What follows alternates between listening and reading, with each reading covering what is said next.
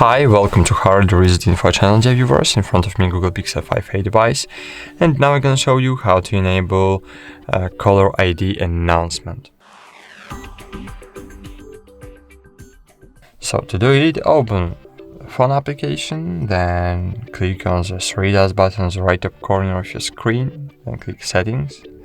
Scroll down again, find here caller ID announcement, and just click on this button, and here choose always or only when using a headset. So use your preferred item, and great, we have enabled the